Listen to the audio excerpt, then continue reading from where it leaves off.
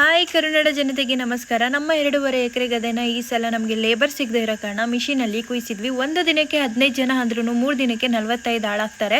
3 ದಿನದಲ್ಲಿ ಮಾಡೋ ಕೆಲಸನ ಈ ಮಿಷಿನು ಒಂದೇ ದಿನದಲ್ಲಿ ಮುಗಿಸುತ್ತೆ. ಗದ್ದೆ ಕುಯ್ದು 2 ದಿನಕ್ಕೆ ಕಂತೆ ಕಟ್ಟಿ ಈ ತರ ಮೆದೆನ ಹಾಕೊಳ್ತೀವಿ. ಈ ಟೈಮಲ್ಲೇ ಮಳೆ ಸ್ಟಾರ್ಟ್ ಆಗಿರೋದ್ರಿಂದ ಮಳೆ ಬರದಲ್ಲೇ ಕೆಲಸ ಚೆನ್ನಾಗಿ ಸಾಗ್ಲಪ್ಪ ಅಂತ ಹೇಳ್ಬಿಟ್ಟು ನಮ್ಮಪ್ಪ ಪೂಜೆ ಮಾಡಿ ಮಿಷಿನ್ ನ ಸ್ಟಾರ್ಟ್ ಮಾಡಿದ್ರು. ಅವಾಗೆಲ್ಲ ರಾಗಿ ಭತ್ತ ಬಡಿಬೇಕಂದ್ರೆ ಕಣಗಳಿರ್ತಿದ್ವು. ಇತ್ತೀಚಿನ ದಿನಗಳಲ್ಲಿ ದಿನ ಕಳೀತಾ ಇದ್ದಂಗೆ ಕಣಗಳೆಲ್ಲ ಮಾಯ ಆಗ್ತಾ ಇದೆ.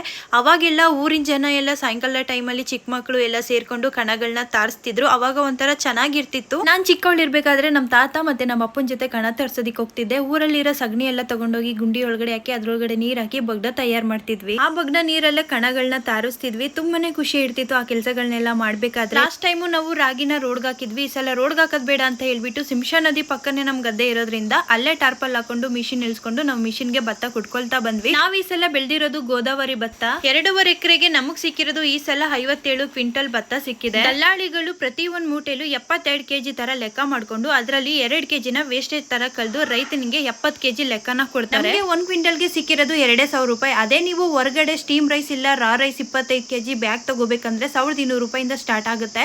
ಅದೇ ಕಷ್ಟಪಟ್ಟು ಬೆಳೆದಿರೋ ರೈತನಿಗೆ ಒಳ್ಳೆ ಬೆಲೆ ಅಂತ ಯಾವತ್ತೂ ಸಿಗಲ್ಲ. ನೀವು ಅರ್ಥ ಮಾಡ್ಕೋಬಹುದು ರೈತರಿಗೆ ಎಷ್ಟು ನಷ್ಟ ಆಗುತ್ತೆ ಅಂತ. ಹಾಗೆ ಅದರಲ್ಲಿ ಸಿಕ್ಕಿದ್ದ ಹುಲ್ಲನ್ನು ಸಹ ನಾವು ಸೇಲ್ ಮಾಡಿ ದೇಶಕ್ಕೆ ಅನ್ನ ಕೊಡೋ ರೈತನ ಮಗಳಿಗೆ ಸಪೋರ್ಟ್ ಮಾಡಿ. ಹಾಗೆ ಫಾಲೋ ಮಾಡಿ, ಲೈಕ್ ಮಾಡಿ. ಜೈ ಶ್ರೀರಾಮ್.